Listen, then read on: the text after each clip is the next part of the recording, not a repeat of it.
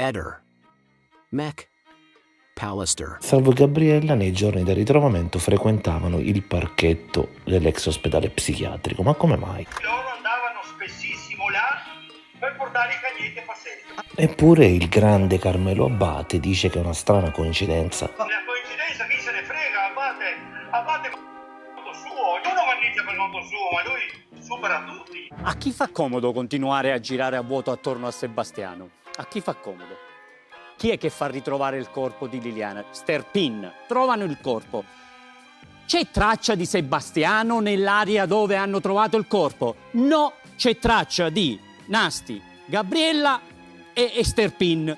Perché si ritrovano a 150 metri e stanno lì un'ora a parlarsi, non si capisce di perché. Chi è che fa trovare il corpo?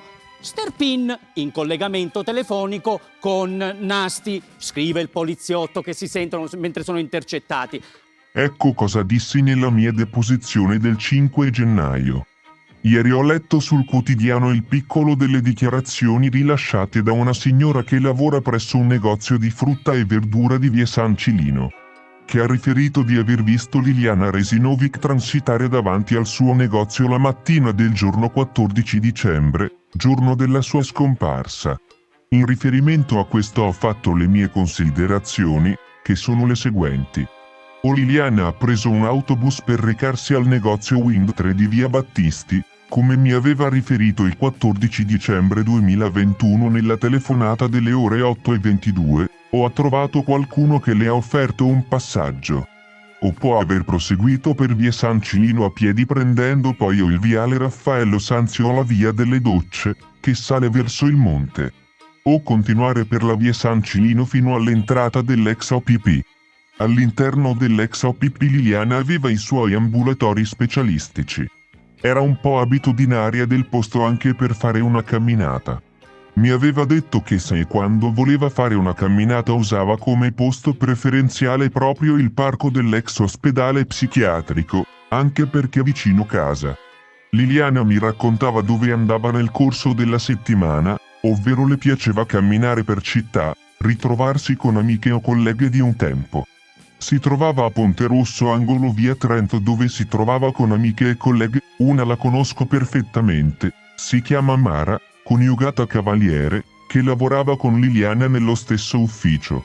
Cioè il protocollo delle attività produttive della regione con gli uffici in via Trento.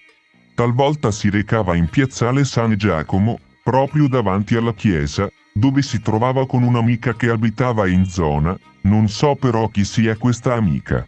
C'erano altri luoghi di Trieste dove amava recarsi, a Barcola o Le Rive, che sono quelle davanti a Piazza Unità.